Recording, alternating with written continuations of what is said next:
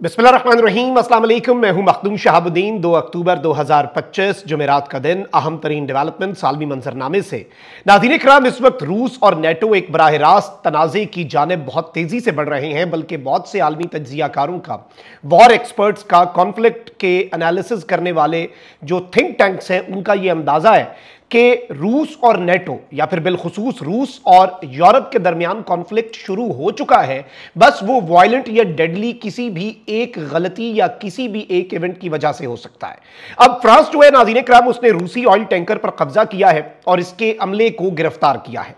अब ये जो डेवलपमेंट है ना, ये बड़ी इंटरेस्टिंग है और खतरनाक भी, क्योंकि पिछले दिनों आपको मालूम है कि एक तरफ तो जो ममालिक यूरोप के यूक्रेन के साथ बॉर्डर शेयर करते हैं, एस्टोनिया में रशियन फाइटर जेट्स आए, पोलैंड और रोमानिया में रशियन ड्रोन्स आए। अब उसके अलावा ये तो वो हो गया कि रशिया ने कहा कि भाई गलती से आ गए होंगे, बस एयर स्पेस में समझ नहीं लगी, यूक्रेन के बॉर्डर के करीब है। फिर डेनमार्क और नॉर्वे में कुछ ड्रोन्स देखे गए और यहां तक कि कोपेनहेगन का जो एयरपोर्ट है और ऑस्लो का जो एयरपोर्ट है, उस पर फ्लाइट एक्टिविटी भी रोकी गई। यह अब यूरोप के लिए बड़ा अलार्मिंग था। और यूक्रेनियन प्रेसिडेंट जो है व्लादिमीर ज़ेलेंस्की, उसने एक स्टेटमेंट दी थी कि रशिया ने एक शैडो फ्लीट बनाई हुई है। शैडो फ्लीट मतलब ऐसे ऑयल टैंकर्स जो कि देखने में ये लगे कि वो ऑयल ट्रांसपोर्ट कर रहे हैं या कोई और गुड्स जो हैं, कार्गो शिप्स और वेसल्स जो हैं वो समुद्र में चल रही हैं, लेकिन उन्हीं के अंदर एक पूरा ऑपरेशंस का सिलसिला है और उन्हें लिंक किया गया डेनमार्क के अंदर ड्रोन्स भेजे जाने से। यानी रशिया अनऑफिशियली छेड़खानी जो है वो नेटो ममालिक के साथ शुरू कर चुका। अब इस सारी की सारी सूरत हाल के अंदर नाज़रीन इकराम, जो डेवलपमेंट्स हैं वो अलार्मिंग है, क्योंकि एक जानिब तो अमेरिका ने अब एक बहुत बड़ा फैसला कर लिया है और यूक्रेनियन इंटेलिजेंस को अब अमेरिका ने यह फैसला किया। इससे पहले by the way wall street journal ने कहा था कि अमेरिका ने 2-3 हफ्ते पहले तक तो अमेरिका ने कहा हमारे मिसाइल रशिया के खिलाफ इस्तेमाल नहीं करने। अब अमेरिका ने कह दिया है कि आप लॉन्ग रेंज मिसाइल जो हैं वो रशिया पे करें इस्तेमाल, मॉस्को के अंदर तक हमले होने चाहिए और ड्रोन स्ट्राइक्स करें। अमेरिका ने कहा करें ये, और अब उससे एक स्टेप आगे आ गया।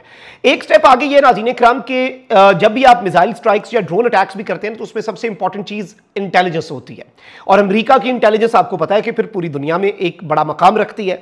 तो अब अमेरिका ने एक बहुत बड़ा फैसला किया है और वॉल स्ट्रीट जर्नल ने, अमेरिकी मीडिया ने दावा किया है कि अमेरिका रूस में तवानाई स्ट्रक्चर पर तवील फासले तक मार करने वाले मिसाइल हमलों के लिए यूक्रेन को अब इंटेलिजेंस फराहम करने जा रहा है। ट्रंप इंतजामिया यूक्रेन को ताकतवर हथियार भेजने का इरादा रखती है जो रूस में मजीद अहदाफ को निशाना बना सकते हैं। गैर मुल्की मीडिया के मुताबिक अमेरिकी हुकाम नेटो इत्तेहादियों से भी यूक्रेन को इस किस्म की मदद फराहम करने का कह रहे हैं, और अब ट्रंप जो नेटो के दीगर मुमालिक हैं उन्हें कह रहा है कि भाई आप इन्हें मिसाइल भी प्रोवाइड करें और इंटेलिजेंस भी प्रोवाइड करें, and he is urging the other countries. और इस सारी की सारी सूरत हाल में लेट्स सी कि यह मामला जो है किस तरफ को जाता है, but this is something very big, क्योंकि अब अमेरिका बराह रास्त इस जंग के अंदर शामिल होता हुआ नजर आ रहा है और इस एक डेवलपमेंट से हमें बहुत कुछ समझने में भी मदद मिलती है। अब नाज़रीन इकराम, एक और बड़ी दिलचस्प चीज हुई है, वो ये है कि फ्रांस की जो नेवी है वो रशिया के एक ऑयल टैंकर के ऊपर उसने बोर्ड किया और पानियों के अंदर, और इंटरेस्टिंगली एक और बड़ी इंटरेस्टिंग इसमें चीज ये है कि ये इंडिया की तरफ ऑयल लेकर जा रहा था, रशियन ऑयल टैंकर। तो इंडिया नेक्सस इसमें भी है। वैसे भी आपको पता है यूरोप ने इंडिया पे पाबंदियां लगाई हुई हैं और अमेरिका ने भी कि भाई आप रशिया से तेल खरीदते हो। तो ये जो शैडो फ्लीट है रशिया की, ये नाम निहाद शैडो फ्लीट है। ये वेस्ट ये कहता है कि ये दिखावे के लिए तो ये ऑयल लेके जाते हैं, बट यहीं से ये अटैक्स करते हैं क्योंकि रास्ते से गुजर रहे होते हैं, इधर से ड्रोन छोड़ देते हैं, कुछ ऐसा करते हैं। अब जो सबसे अहम चीज है नाज़रीन इकराम, जो बड़ी चीज है वो ये है कि फ्रांस जो है नाज़रीन इकराम, उसने ये अब यूरो न्यूज की खबर है कि इमैनुअल मैक्रोन ने यह कहा है कि France is probing Russia link tanker for serious offences. France जो है उसने अब इन्वेस्टिगेशन शुरू कर दी है और ये जो बोरोके जो कि एक ऑयल टैंकर है, एक बड़ा बहरी जहाज है, इसके हवाले से फ्रांस ने अपनी नेवी को इस जहाज के ऊपर चढ़ाया, अमले के लोगों को गिरफ्तार किया और अब बाज़ाब्ता तौर पर फ्रांस ने यह कहा है कि part of investigation will look into whether this ship was used as a launch pad for a drone incursion into Denmark air space. यानी रशिया ने अब ये हम इन्वेस्टिगेट करेंगे, ये फ्रांस कह रहा है कि जो ड्रोन्स डेनमार्क की तरफ भेजे, क्या ये शिप जो है उसके लॉन्च पैड के तौर पे इस्तेमाल हुई।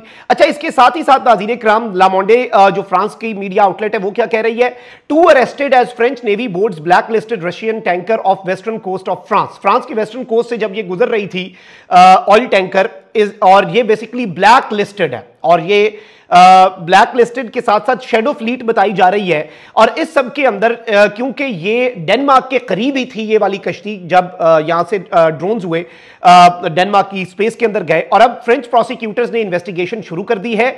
और अब इमैनुअल मैक्रोन जो है उसने भी स्टेटमेंट जारी कर दिया और उसने कहा है कि भाई हम इस सारी सूरत हाल के अंदर बहुत क्लियरली इस चीज को देख रहे हैं और ये मामला जो है ये बहुत आगे भी जा सकता है। इसके साथ ही साथ फ्रांस ने टफर एक्शन अगेंस्ट रशिया जो है नाज़रीन इकराम, उसके लिए फ्रांस ने अर्ज किया है कि हमें फौरी तौर पर, अब रशिया का कोई ड्रोन आया we have to shoot it down, Russia का कोई फाइटर जेट आया तो we have to shoot it down. ये किसने कहा है? फ्रांस ने कहा है। लेकिन इसके साथ ही साथ नाज़रीन इकराम, फ्रांस के फॉरेन मिनिस्टर ने यह बात पहले ही कह दी कि मॉस्को इस वक्त एक रियल वॉर में है नेटो और यूरोप के साथ, और यह एक बहुत अलार्मिंग स्टेटमेंट है फ्रांस के रशिया के फॉरेन मिनिस्टर की तरफ से। फिर इसके साथ ही साथ नाज़रीन इकराम, वॉक्स आलमी जरीदा है वो ये स्टेटमेंट देता है कि जी उसकी ये हेडलाइन है कि Europe is ready for direct conflict with Russia, यानी अब यूरोप जो है वो एक डायरेक्ट कॉन्फ्लिक्ट और एक फुल फ्लेज लड़ाई जो है उसके लिए रशिया के साथ मुकम्मल तौर पे अपनी तैयारियां शुरू कर चुका है।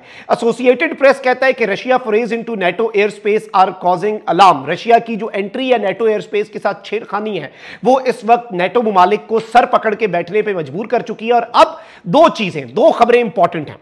यूरोप के अंदर फ्रांस सबसे इंपॉर्टेंट और सबसे अहम मुल्क है, अमेरिका और बरतानिया, ये चार आप कर लें, अमेरिका, बरतानिया, जर्मनी और फ्रांस, ये चार मुल्क इंपॉर्टेंट हैं।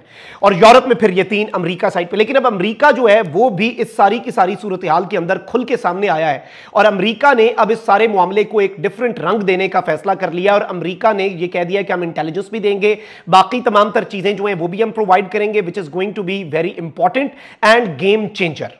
ऑन दी अदर हैंड नाज़रीन इकराम, जो इससे भी बड़ी खबर है वो ये है कि इस वक्त रशिया के अंदर और जो क्रेमलिन है, रूस का सदारती महल, वहां पे भी मीटिंग्स शुरू हो चुकी हैं। और इसमें नॉर्थ कोरिया तो पहले ही खुलकर रशिया के साथ ये जंग लड़ता आया है। चाइना जो है वो भी रशिया के साथ खड़ा है, और जो चाइनीज परेड पे विजुअल्स देखे, Kim Jong Un, Vladimir Putin और शी जिनपिंग ने जो एक पावर शो किया और जिसपे डोनाल्ड ट्रंप भी बड़ा तपा, डोनाल्ड ट्रंप को भी बड़ा गुस्सा आया। ये सारी की सारी चीजें नाज़रीन इकराम हमने देखी हैं और इन्हें हम एनालाइज भी कर रहे हैं, और ये लेट्स सी के मामला किस तरफ को जाता है। But these things are very alarming, क्योंकि अगर आप इसे एक ग्रेटर पर्सपेक्टिव में देखें, अगर आप इसे लार्जर पर्सपेक्टिव में देखें, तो हमें बहुत कुछ समझ आ जाती है कि अब होने क्या जा रहा है। और ये एक डायरेक्ट कॉन्फ्लिक्ट सिर्फ Russia versus rest of the western world नहीं रहेगा, इसमें इम्कानात ये जाहिर किए जाते हैं, क्योंकि जो by the way Shahid drones जो ईरान के हैं वो भी रशिया ने यूक्रेन पे चलाए हुए हैं, तो ईरान भी इसमें रशिया के साथ ही है इन वन वे और अनदर। तो अब ग्लोबल पोजिशनिंग जो है वो भी चेंज हो रही है, आलमी सफबंदियां हो रही हैं। 2025 वैसे ही कॉन्फ्लिक्ट्स का अनफॉर्चुनेटली, बड़ा दुख से हम ये कहते हैं, जंगों का साल है, इतने कॉन्फ्लिक्ट्स, इतनी जंगें, लेकिन ये जंगें जो हैं once and for all global world order को चैलेंज कर चुकी हैं, मुल्कों की जो सफबंदियां हैं उन्हें तब्दील कर चुकी हैं, और इसने हमेशा हमेशा के लिए ग्लोबल पॉलिटिक्स और रीजनल पॉलिटिक्स के डायनेमिक्स भी बदल देने हैं। अमेरिका की दौड़ें क्यों लगी? कतर के वाले से एग्जीक्यूटिव ऑर्डर क्यों जारी किया कि भाई कतर पे अटैक अमेरिका के लिए भी खतरा होगा? क्यों? क्या ताकि एक इस्लामिक नेटो जो है वो ना बन सके। पाकिस्तान और सऊदीया के डिफेंस एग्रीमेंट ने बहुत कुछ बदल दिया। तो इस वक्त साइमल्टेनियसली अमेरिका, वेनेजुएला और बाकी चीजें जो हो रही हैं, these are very alarming and very important at the very same time. And let's see कि ये मामला किस तरफ को जाता है, ये चीजें किस तरह से आगे बढ़ती हैं। लेकिन ये एक अहम तरीन चीज है जिसे समझना और जिसे अंडरस्टैंड करना बहुत ज्यादा जरूरी था। कमेंट सेक्शन में राय का इजहार आपने जरूर करना है। अपना बहुत ख्याल रखिए। अल्लाह निगहबान। पाकिस्तान जिंदाबाद।